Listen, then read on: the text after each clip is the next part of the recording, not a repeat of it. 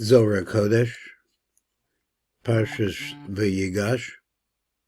We're working with the Pirush of the Matok Teves, Rabbi Daniel Frisch. ZOHAR says like this. Today, let's see how it starts. I'm just going to try to read the ZOHAR as best I can. If there are a few words that I don't know, we'll look back in the Matok Teves, see if we can understand them. It's Rebbe Yehudah, Rebbe Yosi, Kefar Hanan. So they met. They visited there. Who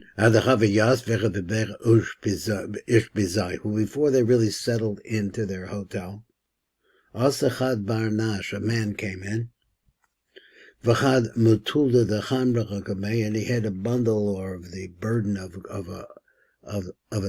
a donkey in front of him, and he went into the house. The Rebbe Yehudah, the Rebbe Yosi, Rebbe Yosi, we're learning.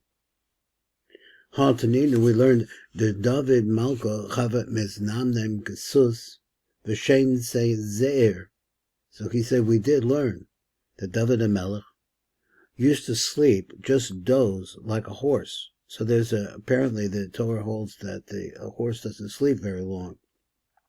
V'Shein Say Zeir, his sleep is very short.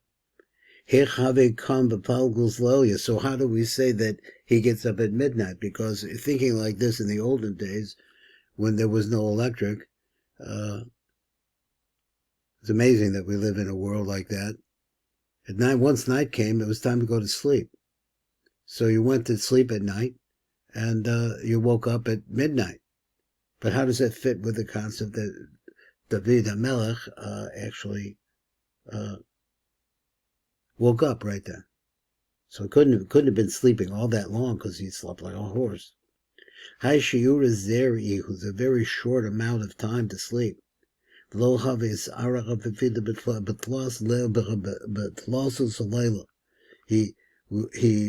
wouldn't get up. Let me see that last phrase.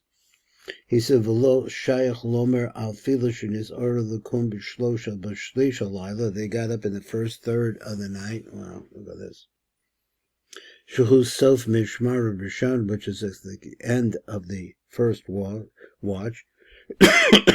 Ki mukrach lomer she'achar zaman moed, because you have to say that after a short amount of time, shehoya yashem kol meshinasa, that he was sleeping. Then he got up from his sleep.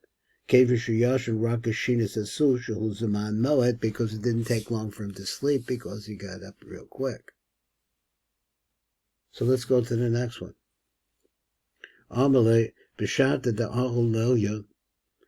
time that the night came, let me get back again and read it again. So the time when there was rousing of night, I guess that the sun, the opposite. The night came. He was sitting with all the great men of his house, and they had a court, and they judged different things that needed to be done. And they were dealing with different words of Torah, understanding the Torah back and forth. And then after that, he would go to sleep until it was midnight. And he would get up at that moment, and I think in the Pirush it probably says that close to that now.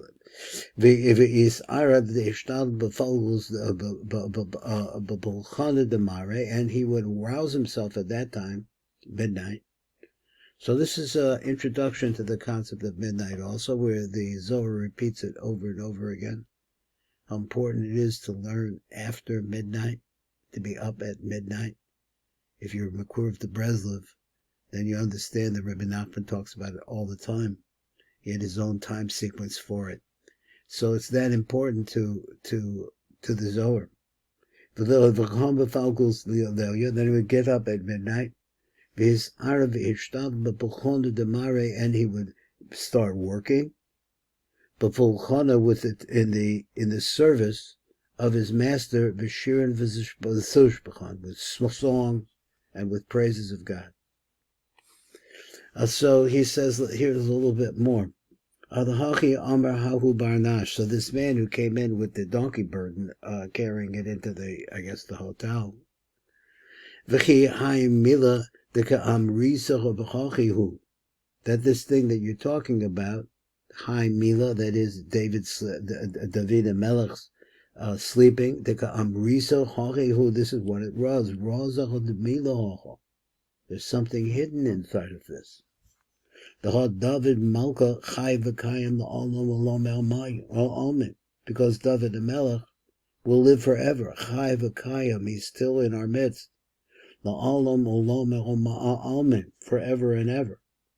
The David Malka Chavinatech B'Kol Yomar, that God David the Melech would guard, be very careful of Kol Yomar all his days. The lo Yitam Tam Misa, that he should never taste the taste of death. Begin the Shinsach Abachad Meshita de Mesa Ihu, because sleep is 1/60th of death. V'David begin Duchte de Ihu Chai, and David, the problem is that David never dies. So since he was the side of life, Lo Chavinoim Elashite Nishmin, he only would sleep 60 breaths. Dad Shiti Nishme Chaser Chai Ihu Chai. Let me say the Ad Shiti, when you get to 60 Nishme breaths, Chaser Chai, that is one less than 60, Ihu Chai, he's still considered to be alive. But after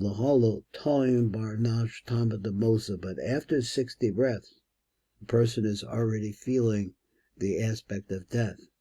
V'shalid be sitra de ruach m'sa'ava, and the ruach of tuma is resting on that person from that time on. Now we're going to stop here. That's a short Zohar here for today, and thank you for listening.